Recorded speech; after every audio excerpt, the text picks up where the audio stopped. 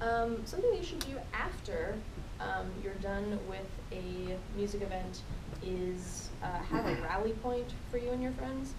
So that's something that my friends and I always do as soon as we get there. We usually have sort of a home base, and then we can expect people to be at the home base at any one time. You know, people might leave their stuff there, but we always have a rally point after the fact so that you can feel safe wandering off on your own and still be able to find your friends even if everybody's phones are dead.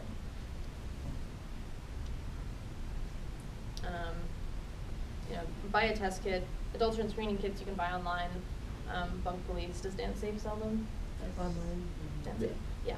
DanceSafe sells those online. Get DanceSafes. Yeah, get DanceSafes. And here's another really important one. Please don't buy drugs at the event. I mean, I don't know the exact number. In some places it's 75%, in some cases it's 85%. Of drugs that you buy at an event are contaminated or just straight up not the drug that you're trying to purchase. It's an unfortunate fact, but if you plan on using drugs, please don't buy them there because they're much more likely to be contaminated with something. And it's also much less likely to be measured properly. Dosage is an extremely important thing to keep in mind if you're using substances. One of the most popular drugs that people use right now is MDMA, and it's very active in very low quantities. So I highly, highly encourage anybody who uses MDMA to purchase a milligram scale. They're $20 on Amazon. You can get some clear capsules or whatever. If you have a way to measure the substance that you're taking, not only can you know exactly how much you're taking and just be a more informed drug consumer, but you can also just choose to take less at some point. You know, oh, I took 180 milligrams and that was way too much. Next time I'm going to try 140 milligrams.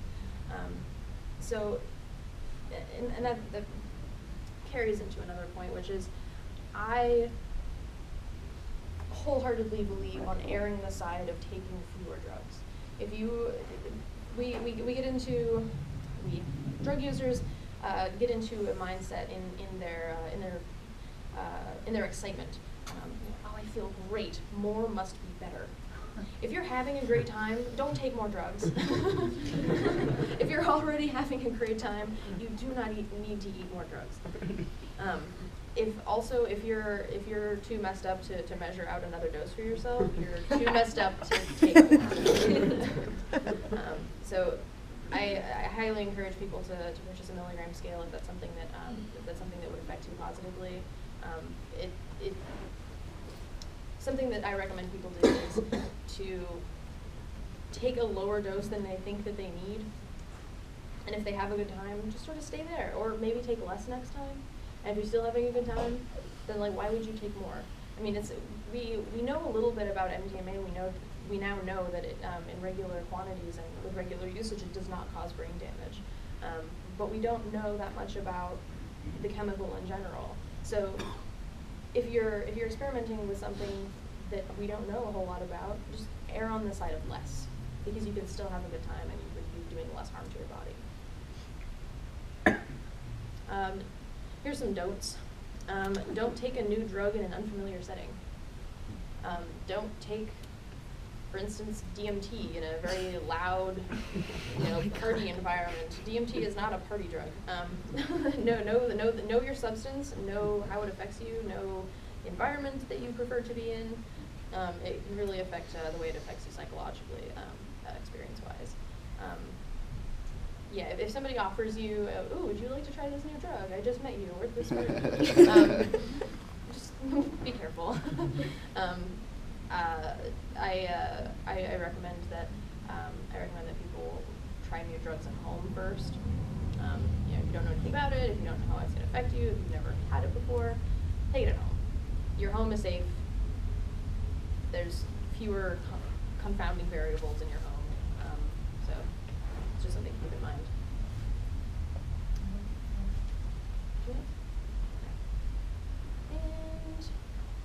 And something that you should also consider is to only bring the drugs that you plan on using. Why would you think that that's important? Because if you get caught, you're going to be arrested for a lot more stuff. You do not want a distribution charge. So that's one of them. There's another reason. You might accidentally take the other drug. Exactly. If you bring more drugs for yourself than you initially intended on taking, like, oh, I might want this later, you might eat way too much.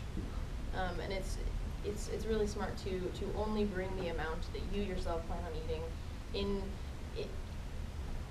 that you, your sober self, have decided is an appropriate amount. Because when you are intoxicated, it's much easier to make the decision to take more and end up harming yourself more.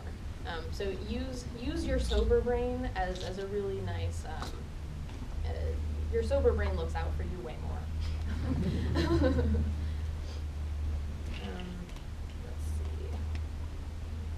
see. Don't take your drugs on the dance floor. They have security people who mill about looking for people who are taking their drugs on the dance floor. That can get you in trouble. Keep a close eye on your friends, especially if they're using psychedelics. You know, people on psychedelics tend to wander off or get confused or leave their wallet sitting on the bar. I have a friend who every time he takes psychedelics at a club, he tries to set his wallet down on the bar and walk away. Have a buddy, use the buddy system. Be aware of club policies. A lot of times they don't let you take in certain water containers, sometimes they do, sometimes they let you take in certain bags, sometimes they don't. Know what kind of club you're going to, ask if there's exceptions, and in a lot of cases, I think that the policies that we're really trying to institute are aimed at making sure that people are really as safe as possible. I was horrified. I went to a Richmond, the National in Richmond, and they didn't allow empty camelbacks. How are people supposed to get water? Are the 1,000 people that are in this building supposed to all share the same water fountain? Are you insane? So be aware of what you're going into, because if you end up bringing the wrong equipment, you may not be prepared for the situation that's actually there. And something, just real quick, I want to make a plug for Erowid, EROWID.org. The wealth of human knowledge about substances is located on that website. Drugs you've never heard of, drugs that you're familiar with. Talk about dosage, they talk about research that's been done. People can submit their personal experiences. It's really a good way to become familiar with a substance that you don't know anything about or that you're trying to learn more about. I wish that I had more time to talk about different kinds of substances and what proper dosage is and stuff, but it's so much information, and you can really take up volumes of information on that. So I highly encourage you to go to that website. It's important as a substance user to be as informed as possible. Thank you. Thank you, Mikayla. All right, over to Brooke and Brian. Alrighty. Brooke and I both wear a lot of hats, as I'm sure a few of you in here know. So I'm going to be focusing on AMPLIFY project, and she's going to be focusing on DanceSafe. So, as some of you probably know, I'm the Director of Artist and Volunteer Relations for SSDP's AMPLIFY project. It's a live music-based outreach tool that we utilize to spread our message of drug policy reform and harm reduction as it's expanded over the past 2 years at these live music events where the situations are occurring. And we utilize our artist connections to have artists who support our message actually stand up and have a voice in the debate that's going on now and actually show that they support these measures. And so basically, give a little bit of history on the AMPLIFY project, how we've expanded into the role that we're sort of joining with Stefanie and Dede with now, and sort of how we're going to be complementing and assisting in Dede's campaign. So the AMPLIFY project was started about 5 years ago by the then Associate Director of SSDP, John Perry. Many of you have probably seen him around here all weekend. He works right now as the Deputy Campaign Director at change.org, which is the leading online petition platform. And so basically when we first started about 5 years ago, John Perry was really involved with another organization called Headcount, which, if you don't know, sets up at live music events and promotes voter registration as a way for people involved in the live music scene to actually have a voice in democracy. And so basically the initial strategy and plans for AMPLIFY was primarily utilized as an outreach tool for SSDP and SSDP chapters specifically, to promote the campaigns and policies that SSDP was already working on the national level, and have an opportunity for the local chapters to specifically promote their either local or state initiatives that they were working on locally. Over the years, it's sort of developed more, specifically over the past 2 years, since me and Brooke took it over at the SSDP conference in 2012 in Denver. We were doing a similar panel to this, and we met Missy Wooldridge, who was then the Denver chapter leader of DanceSafe, and now she is the executive director of DanceSafe. And sort of following a conversation there, we realized the very unique position that AMPLIFY holds. Pretty much there's no other nonprofit that's spreading our message, or has the opportunity to spread this kind of message at live music events through artist connections like we do. And so basically we sort of joined in a partnership with DanceSafe to utilize and promote their message as well of harm reduction and providing direct access and peer-to-peer education, which Brooke will be expanding on more, so I don't want to take the thunder from her on that. But basically for the last 2 years, we've identified about 4 or so main goals that we want AMPLIFY to continue to promote and pursue beyond the simple outreach that we've been utilizing it for the past few years.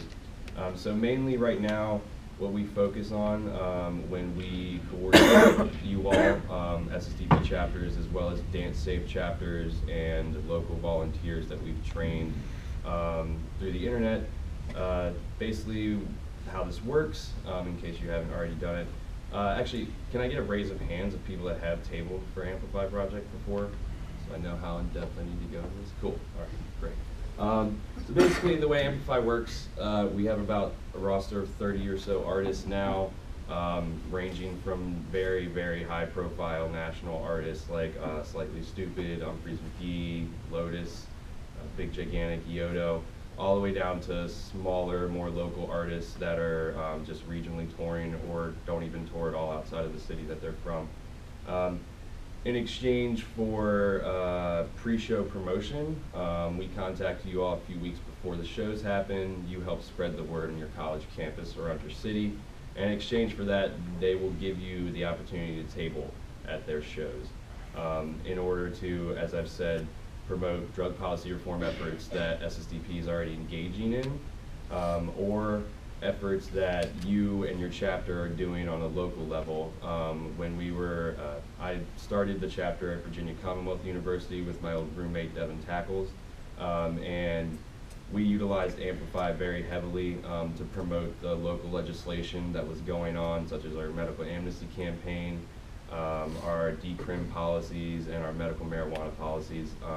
There's really no other way to reach such a huge amount of people in such a short amount of time, in just a few hours, and you know how much you actually have to devote to doing this is very slim to none, besides the actual setup at the show.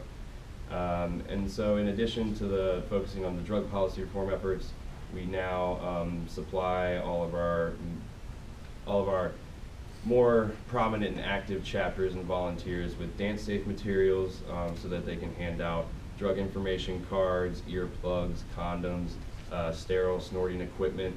Hepatitis C can live outside the body for up to 48 hours, I believe. I always get the exact number of that wrong.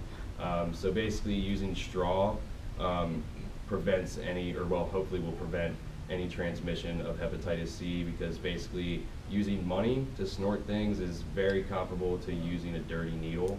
So don't ever do it. And I know probably if you've done anything up your nose, you probably have used money.